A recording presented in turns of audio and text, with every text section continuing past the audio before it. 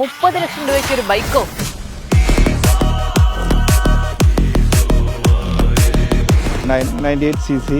Super charger ആണ്. ഇതിനപ്പുറത്തേക്കൊരു പവറിന്റെ വെച്ച് നോക്കുമ്പോൾ സൂപ്പർ ചാർജർ എന്ന് പറയാണ്ട് വേറെ വണ്ടിയില്ല.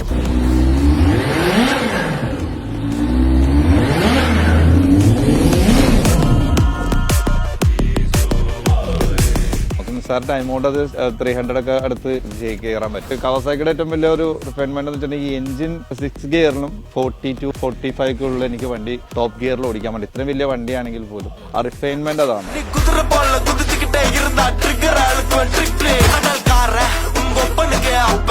ജാപ്പനീസ് വണ്ടികൾക്ക് എന്തായാലും അങ്ങനെ ഒരു അവസാനമില്ലാതെ കൊണ്ടുവന്ന് നടക്കാന്നുള്ളത് തന്നെ. നമുക്കിപ്പോ കൈമാറി കൊണ്ടുപോവാം.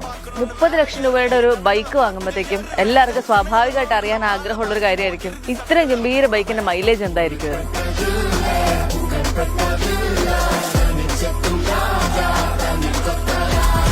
Hello everyone, welcome to Behindwoods explore. അപ്പൊ ഞാൻ ഇന്ന് നിൽക്കുന്ന ഒരു ഏരിയ കാണുമ്പോൾ വളരെ ബ്യൂട്ടിഫുൾ ആയിട്ട് നിങ്ങൾക്ക് തോന്നുന്നുണ്ടല്ലേ? അപ്പൊ ഈ വളരെ ബ്യൂട്ടിഫുൾ ആയിട്ടുള്ള ഏരിയയിലേക്ക് നമ്മൾ വന്ന് നിൽക്കാനുള്ള കാര്യം എന്താണ് എന്ന് ചോദിച്ചു കഴിഞ്ഞാൽ, വളരെ ലക്ഷൂറിയസ് ആയിട്ടുള്ള ഒരു സാധനം കൂടെ വന്ന് നിന്ന് കഴിഞ്ഞാൽ എങ്ങനെ ഉണ്ടാവും? ലൊക്കേഷന്റെ ഭംഗി ഒന്ന് ഡബിൾ ആവൂലേ?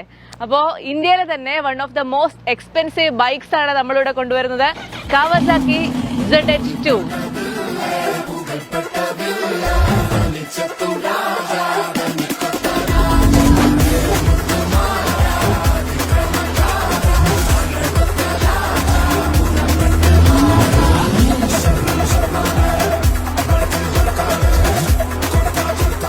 അപ്പൊ ഇതാണ് നമ്മൾ പറഞ്ഞ സുന്ദരക്കുട്ടൻ, കവാസാക്കി ZH2.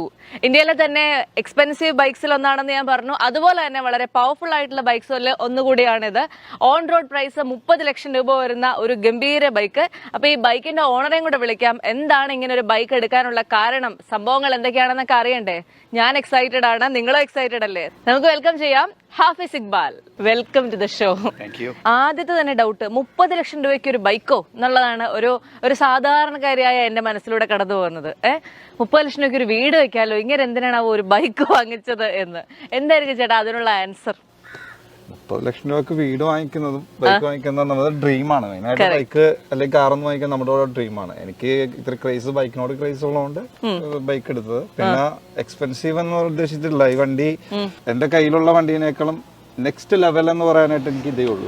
ചേട്ടന്റെ കയ്യിൽ നിലവിലുള്ള വണ്ടി ഏതാ? ZX 14R കവാസാക്കിയുടെ വണ്ടിയാണ്. ഞാൻ കവാസാക്കിയുടെ 3 വണ്ടി ഞാൻ യൂസ് ചെയ്തിട്ട് 3ാമത്തെ വണ്ടിയാണ്. എന്റെ അടുത്ത് ആദ്യം Z900 ആയിരുന്നു, പിന്നെ ZX 14R. അത് ഏറ്റവും ലെജൻഡ് ആയിട്ട് നിന്നത്. അത് കഴിഞ്ഞിട്ട് ഇപ്പോ എനിക്ക് നെക്സ്റ്റ് ലെവൽ എന്ന് പറയാനായിട്ട് ഇതിനപ്പുറത്ത് ഒരു ഓപ്ഷൻ വേറെ.